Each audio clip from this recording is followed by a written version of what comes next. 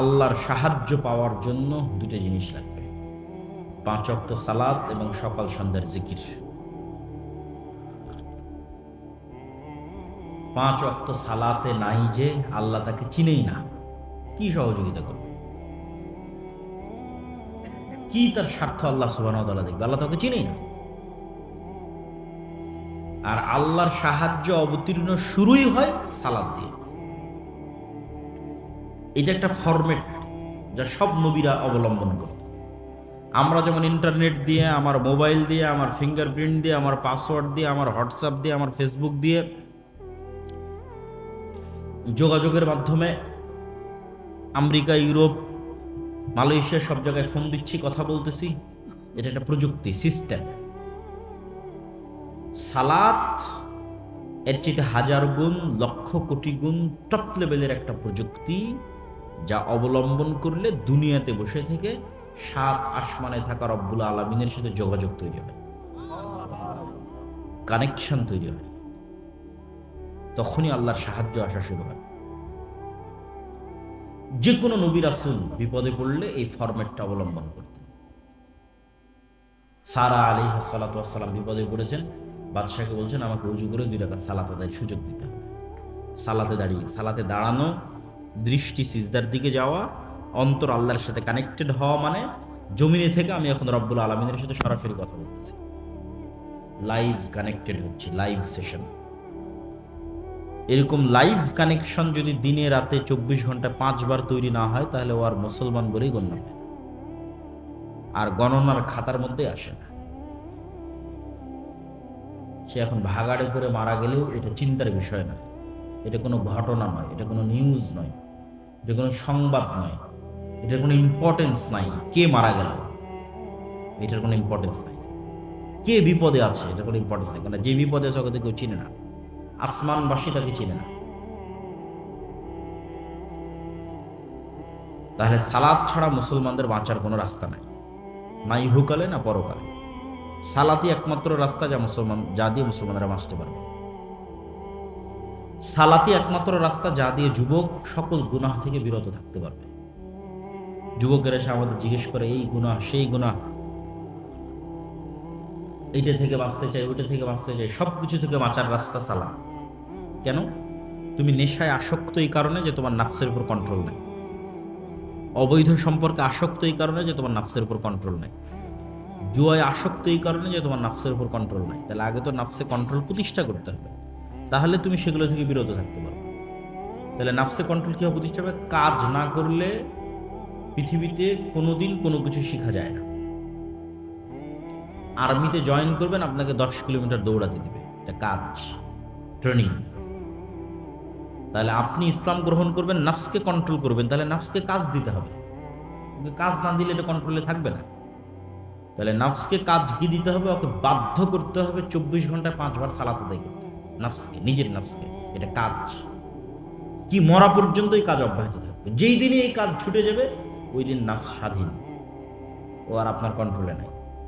তাহলে কোনো দিনই 5 ওয়াক্ত সালাত মিস দেওয়া যাবে না, ওকে বাধ্য করতেই হবে। অ্যাটলিস্ট তুমি 5 ওয়াক্ত সালাত আদায় বাধ্য। এটা নাফসকে কন্ট্রোল করার পৃথিবীর সবচেয়ে সহজ উপায় সালাত। 5 ওয়াক্ত সালাতে যে নিয়মিত আছে, ওর জীবনে উন্নত হওয়া, সফল হওয়া, সাকসেসফুল হওয়া, বড় হওয়া, সব রাস্তা উন্মুক্ত থাকবে। 2 নম্বর বলেছি, যেটা দিয়ে বক্তব্য শেষ করব, সেটা হচ্ছে সকাল সন্ধ্যার জিকির। সাউন্ড, আওয়াজ, এটা সবচেয়ে শক্তিশালী, সবচেয়ে পাওয়ারফুল। আওয়াজ সবচেয়ে পাওয়ারফুল। এমনও গবেষণায় দেখা গেছে যে আপনি যদি একটা বরফ খণ্ড অর্থাৎ পানি, এটাকে নিয়েও যদি সামনে নিয়ে যদি নির্দিষ্ট একটা আওয়াজ উচ্চারিত করেন, পৃথিবীর যত জাদুকরী শক্তির কথা বলেন আর যত তন্ত্রমন্ত্রের কথা বলেন, এগুলো সব তারা নির্ভর করে রেখেছে আওয়াজের উপর। মুখ দিয়ে কিছু উচ্চারণ করবে, সেটা বাস্তবায়ন করবে। আওয়াজ আসলেই পৃথিবীতে পাওয়ারফুল, কিন্তু সবচেয়ে পাওয়ারফুল যদি আওয়াজ হয় আল্লাহর নিজের। বলেন আল্লাহু আকবার। আল্লাহর নিজের আওয়াজ আমাদের কাছে আছে, সেটা কি? সেটা কি? কোরআন। সেটা কি? কোরআন। আল্লাহর নিজের শব্দ, আল্লাহর নিজের বাক্য, আল্লাহর নিজের সাউন্ড, আল্লাহর নিজের আওয়াজ, যা লাউহে মাহফুজ থেকে জিব্রাইল রিসিভ করেছে, জিব্রাইল থেকে মুহাম্মদ সাল্লাল্লাহু আলাইহি ওয়াসাল্লাম রিসিভ করেছে, এবং সেটা থেকে আমাদের পর্যন্ত এসেছে। তাহলে পৃথিবীর মানুষের কাছে যা যা আছে তার চেয়ে বেশি পাওয়ারফুল কোরআন একাই নিজেই। কিন্তু এটাকে মূল্যায়ন করার শক্তি, ক্ষমতা, উদ্যোগ মুসলমানদের নাই।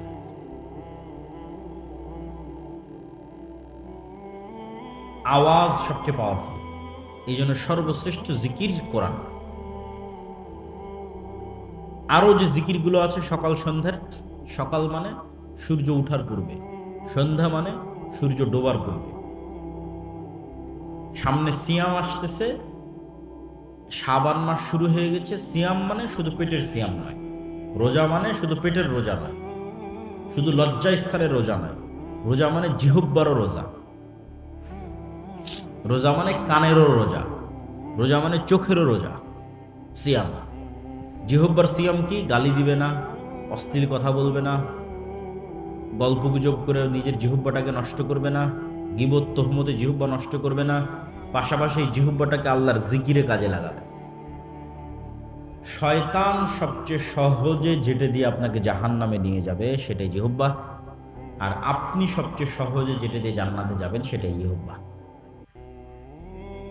শয়তান যদি আপনার অন্তরে আজকে কুমন্ত্রণা দেয়, চল কালকে তোকে জেনা করতে হবে, অনেক কিছুর কারণে আপনি এটা করতে পারবেন না। সামাজিক ভয় ভীতি, পরিবারের সম্মান, আইন কানুন, অনেক কিছুর কারণে আপনি পিছিয়ে সরে আসবেন। না থাক, না থাক, ওদের অমুককে হত্যা কর, অনেক কিছুর কারণে আপনি পিছিয়ে সরে আসবেন। না থাক, না থাক, করবেন না। তাহলে শয়তানের জন্য আপনাকে জাহান্নামে নিয়ে যত কঠিন হয়ে গেল, কেন? বড় বড় অপরাধ তো আপনাকে দিয়ে করানো যাচ্ছে। তাহলে কি দিয়ে আপনাকে জাহান্নামে যাবে? ওকে গালি দেয়, আপনি কি 1 সেকেন্ড দেরি করবেন নাকি গালি দিতে? কথা বলেন না, যে 1 সেকেন্ড দেরি করবেন না। আর গীবত কর, শয়তান নাফসে, আপনার নাফসকে বলতেছে, অস্বস্তি দিচ্ছে, আর গীবত কর, আপনি সাথে সাথে যুক্ত হয়ে যাবেন। চায়ের স্টলে বসেছেন, শুরু হয়ে গেছে গীবত, রাজনৈতিক, সামনে নির্বাচন। এবারের মাসিক আল ইতিসামে একটা সম্পাদকী আছে, নির্বাচনে যত গুনাহ, হেডলাইন। মাসিক আল ইতিসামের, যদি মাসিক আল ইতিসাম এখানে আসে, আমি জানি না আসে কিনা, না এসে থাকলে নেওয়ার চেষ্টা করতে হবে। আসে মাসিক আল ইসলামের নির্বাচনে যত গুনাহ। তাহলে নির্বাচনের একটা বড় গুনাহ কি? গীবত। এটা করতে কেউ ধরবেও না, কেউ বাধাও দিবে না, কেউ মারবেও না। তাহলে সহজে এটা করিয়ে আপনাকে জাহান্নামে নিয়ে যাবে। এবার সহজে আপনি জান্নাতে যাবেন কিভাবে? খালি মুখ বন্ধ, অপ্রয়োজনে সব গল্প গুজব বন্ধ, কোনো ওযু নাই, কিচ্ছু নাই, মসজিদে যাওয়া নাই, কোনো ঝাই ঝামেলা ঝুট কিচ্ছু নাই। 24 ঘন্টা যতক্ষণ আছেন ততক্ষণ সুবহানাল্লাহ, আলহামদুলিল্লাহ, লা ইলাহা ইল্লাল্লাহ। কিছু লাগবে নাকি এটা বলতে? এটা বলতে ওযু করা লাগতেছে না, এটা বলতে মসজিদে যাওয়া লাগতেছে না, তাই না? কিচ্ছু না, শুধু জিহ্বাটা কাজে লাগতেছে। লা ইলাহা ইল্লাল্লাহ, লা ইলাহা ইল্লাল্লাহু ওয়াহদাহু লা শারীকা লাহু, লাহুল মুলকু ওয়া লাহুল হামদু ওয়া হুয়া আলা কুল্লি শাইইন কাদির। তাহলে যেটা দিয়ে সবচেয়ে সহজে আপনাকে জাহান্নামে নিয়ে যেত, আপনি ওইটা দিয়ে সবচেয়ে সহজে জান্নাতে চলে যাবেন। আল্লাহু আকবার। এটা জিকির, সকাল সন্ধ্যার জিকির, সালাতও জিকির। কেউ যদি 24 ঘন্টায় অন্য কোনো জিকির না করতে পারে, তাহলে বাধ্যতামূলক 5 বার জিকির করতে হবে সালাতের মাধ্যমে।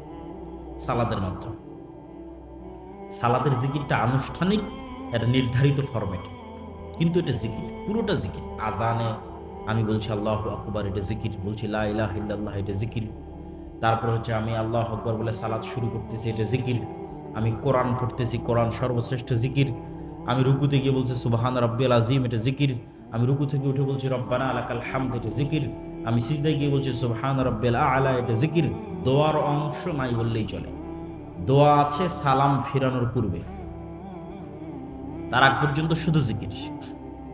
এই জন্য আল্লাহ বলেছেন ওয়া আকিমিস সালাতা লিযিকরি, তোমরা সালাত প্রতিষ্ঠা করো আমার জিকিরের জন্য, আমার জিকির প্রতিষ্ঠা করার জন্য। তাহলে জিকির সাউন্ড, আওয়াজ, এই আওয়াজ দিয়ে পৃথিবীর সব অসম্ভবকে সম্ভব করা সম্ভব, সব অসম্ভবকে। সালাত এবং জিকির দিয়ে পৃথিবীর সব অসম্ভবকে সম্ভব করা সম্ভব। কিয়ামতের পূর্ব মুহূর্তে মুসলমানেরা এমনও শহর বিজয় করবে যে শহর শুধু তাকবীর ধ্বনিতে বিজয় হবে। আল্লাহু আকবার। শহরের দেওয়াল পড়ে যাবে শুধু মুসলমানদের তাকবীরে আওয়াজ। প্রিয় উপস্থিতি, প্রিয় মুসল্লিবৃন্দ, পুরো আলোচনার সারমর্ম করি। পুরো আলোচনা যদিও লিখিত আকারে আল্লাহর পথে যাত্রা এই বইয়ের মধ্যে পাবেন। আজকে যেহেতু আমাদের সাথে পরিচিত ড্রাইভার নাই, এই জন্য এখানে নিয়ে আসতে পারিনি, অনলাইন থেকে সংগ্রহ করতে হবে। এবং এই বইটা প্রত্যেক মসজিদ, মাদ্রাসা, স্কুল, কলেজে প্রতি সপ্তাহে অন্তত একদিন সাপ্তাহিক পাঠ চক্রের অন্তর্ভুক্ত করে, সাপ্তাহিক দার্সের অন্তর্ভুক্ত করে 1-2 পৃষ্ঠা করে পড়তে হবে। যারা আজকে এই অনুষ্ঠান আয়োজন করেছে তাদের, আকানগর ইসলামী যুব সংগঠন হোক, আকানগর মাদ্রাসা হোক, তাদেরও দায়িত্ব যে তারা আল্লাহর পথে যাত্রা বইটা নিয়ে প্রতি সপ্তাহে একত্রিত হয়ে পড়বে। পুরো আলোচনার সারমর্ম হচ্ছে মুসলমানদের যে সামগ্রিক অধপতন, এই অধপতন থেকে বাঁচার 1 নম্বর রাস্তা নিজের দিনে কঠোর হওয়া। ইহুদি হতে পারলে, হিন্দু হতে পারলে তুমি কেন পারবে না? এটাই সাহস, এটাই হিম্মত, এটাই কনফিডেন্স। ব্রাহ্মণবাড়িয়ার মানুষেরা নাকি অনেক সাহসী। তো ব্রাহ্মণবাড়িয়ার মানুষকে সাহসের পরিচয় দিতে হবে নিজের দিনের উপর কঠোর হওয়ার মাধ্যমে, তাহলে বোঝা যাবে যে হ্যাঁ, সাহস আছে। 2 নম্বর, পূর্ণ তাওহীদপন্থী হতে হবে ইব্রাহিম আলাইহিস সালামের মতো। ঈমান বিল গায়ব, যা দেখা যায় না, এই জগতের উপর ইয়াকিন থাকতে হবে। দুনিয়ার কোনো মূল্য নাই, পরকালে জান্নাতে নিজের ঘর, নিজের বাড়ি, নিজের স্থায়ী ঠিকানাকে কল্পনা করতে পারতে হবে এবং জান্নাতে যাওয়ার জন্য পাগল থাকতে হবে, উদ্গ্রীব থাকতে হবে। মারা যাওয়া, শহীদ হওয়াই সফলতা, জান্নাতে যাওয়াই মুসলমানদের সফলতা। দুনিয়ায় মুসলমানদের কোনো সফলতা নেই। 4 নাম্বার, দুনিয়াতে যে ফাইটটা আমরা দিব, এই ফাইট দেওয়ার জন্য জ্ঞান অর্জন করতে হবে, সত্যবাদী, ন্যায়পরায়ণ হতে হবে, শক্তিশালী প্রতিষ্ঠান তৈরি করতে হবে। 5 নাম্বার, আল্লাহর সাহায্য নেওয়ার জন্য 5 ওয়াক্ত সালাত আদায় করতে হবে, রাতের সালাত আদায় করতে হবে, সকাল সন্ধ্যার জিকির করতে হবে। আল্লাহর সাহায্য ছাড়া পৃথিবীতে কেউ বিজয় অর্জন করতে পারবে না। আওয়াজের কথা যে বলছিলাম, এটার সাথে একটা কথা বলে বক্তব্য শেষ করি, তোমাদের ধৈর্যচ্যুতি ঘটার আগে। আওয়াজ কেমন ভয়ঙ্কর বললাম না? তাহলে আওয়াজ পজিটিভ যেমন ভয়ঙ্কর, নেগেটিভে তেমন ভয়ঙ্কর। এই জন্য ইসলামে গান হারাম। অনেকেই লজিক খুঁজে পায় না যে গান কেন হারাম। জাস্ট এই একটা লজিক তুমি চিন্তা করবো, আওয়াজ ভয়ঙ্কর কিনা। আওয়াজ ভয়ঙ্কর, শব্দ ভয়ঙ্কর। যখন আওয়াজটা আল্লাহর পজিটিভ দিকে ভয়ঙ্কর, যখন আওয়াজটা শয়তানের নেগেটিভ দিকে ভয়ঙ্কর। মানুষের কলবে সবচেয়ে বেশি আসার ফেলে আওয়াজ, সবচেয়ে বেশি প্রভাব ফেলে আওয়াজ। যার অন্তর গানের আওয়াজকে পছন্দ করে, তার অন্তর কোনোদিন কোরআনের আওয়াজকে পছন্দ করতে পারবে না। মুমূর্ষ অবস্থায় লা ইলাহা ইল্লাল্লাহ আওয়াজকে তার কাছে বিরক্তিকর মনে হবে, কেননা তার কলব পছন্দ করতো গানের আওয়াজকে। শয়তানের সবচেয়ে বড় ফাঁদ আওয়াজ কেন্দ্রিক তৈরি হয়, কেন আওয়াজ মানুষের হৃদয়ের উপর প্রভাব বিস্তারকারী। এই জন্য আল্লাহর সবচেয়ে বড়, রাসূলের সবচেয়ে বড় মর্যাদা হচ্ছে আওয়াজ, কোরআন আওয়াজ। তাহলে কোরআন যেই কারণে পাওয়ারফুল, গান ওই কারণেই খারাপ, কেন এটা শয়তানের আওয়াজ। আর কোরআন কার আওয়াজ? আল্লাহর আওয়াজ।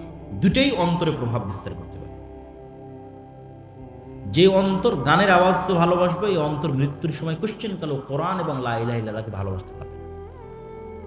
শেষ, আর ইহকাল পরকাল সব শেষ, এবং ওর হেদায়েতের রাস্তায় আসা কঠিন হয়ে যাবে। এই জন্য গানের আওয়াজ, গানের ভালোবাসা, গানের মহব্বত থেকে বের হতেই হবে। এটা অসুস্থতা, এটা রোগ। এই রোগের চিকিৎসা এটাই যে কেউ যদি এই নেশা আসক্ত থাকে, শুরু করতে হবে 5 ওয়াক্ত সালাত দিয়ে জামাতে। 5 ওয়াক্ত সালাত জামাতে আদায় করলে পৃথিবীর সব নেশা ছুটে যাবে। গানের নেশা, জুয়ার নেশা, নারীর নেশা, সব নেশা ছুটে যাবে। 5 ওয়াক্ত সালাত জামাতে আদায় করতে হবে, তাহলে নাফসের উপর কন্ট্রোল প্রতিষ্ঠা হয়। যদি তাতেও সম্ভব না হয়, সিয়াম পালন করতে হবে। সিয়াম পালনের মাধ্যমে, সালাত আদায়ের মাধ্যমে শয়তানের বিরুদ্ধে যুদ্ধ করতে হবে।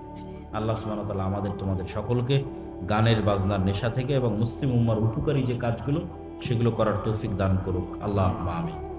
তোমাদের যদি কোনো প্রশ্ন থাকে সেই প্রশ্নের উত্তর দেওয়া যাবে 2-5 মিনিট,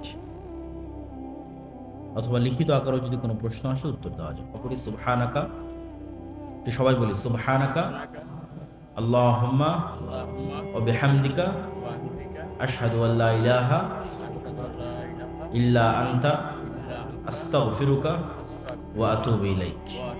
আসসালামু আলাইকুম ওয়া রাহমাতুল্লাহ।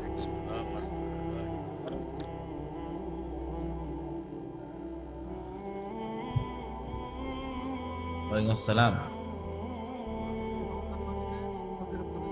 জি,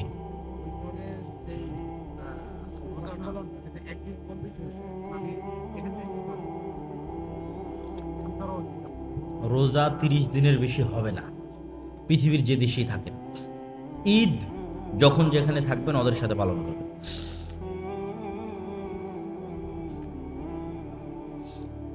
আল্লাহ সর্বত্র বিরাজমান, আকীদা পোষণকারী ইমামের পিছনে সালাত আদায় করা যাবে কিনা? প্রথমত কথা হচ্ছে যে আকীদার এই বিষয়গুলোতে ব্যাখ্যার অপশন থাকে। যিনি বলছেন যে আমি আল্লাহকে সর্বত্র বিরাজমান বলে বিশ্বাস করি, তার কাছ থেকে ব্যাখ্যা চাইতে হবে যে তুমি যে আল্লাহকে সর্বত্র বিরাজমান মনে করো, এর ব্যাখ্যা কি? এর ব্যাখ্যা কি এটা যে আল্লাহ সত্তাগতভাবে সর্বত্র বিরাজমান, না আল্লাহর ক্ষমতা, আল্লাহর জ্ঞান, আল্লাহর দৃষ্টি সর্বত্র বিরাজমান? যদি বলে যে আল্লাহ সত্তাগতভাবে নিজেই সর্বত্র বিরাজমান, তাহলে এটা অনেক বড় একটা কুফরি আকীদা। আর যদি বলে যে না, আমি আল্লাহর জ্ঞান, আল্লাহর শক্তি, আল্লাহর ক্ষমতা, আল্লাহর দৃষ্টি এগুলো সর্বত্র বিরাজমান বলে বিশ্বাস করি, তাহলে সমস্যা নেই। ব্যাখ্যা জিজ্ঞেস করে পরিষ্কার হতে হবে। ওয়ালাইকুম আসসালাম।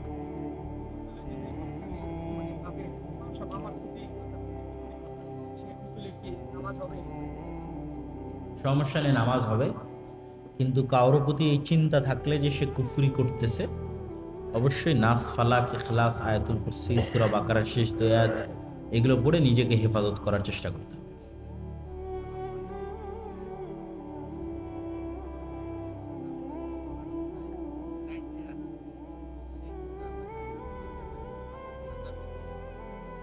ফরজ নামাজরত অবস্থায়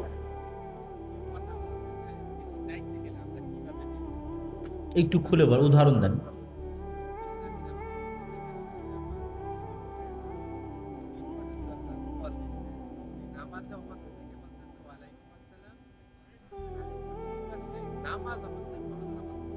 ফরজ নামাজে কোনো কথা বলা যাবে না।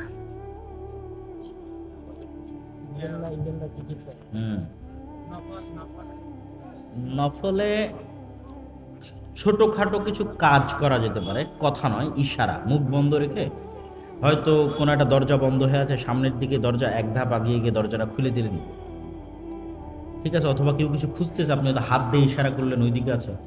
নফলে ছোটখাটো ইশারা চলতে পারে, কথা কোনোটা দিয়ে চলবে না। জি, টোটালি স্বভাব, ফরজে স্বভাব।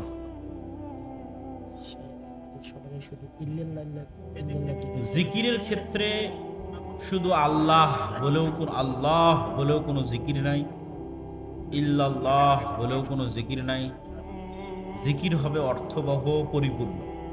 আল্লাহু আকবার, সুবহানাল্লাহ, আলহামদুলিল্লাহ, লা ইলাহা ইল্লাল্লাহ, অর্থবহ, পরিপূর্ণ। খণ্ডিত কোনো জিকির নাই ইসলামে, এগুলো মানুষের বানানো। তো ঠিক আছে, আমরা উঠি নাকি? সুবহানাল্লাহ, আসসালামু আলাইকুম।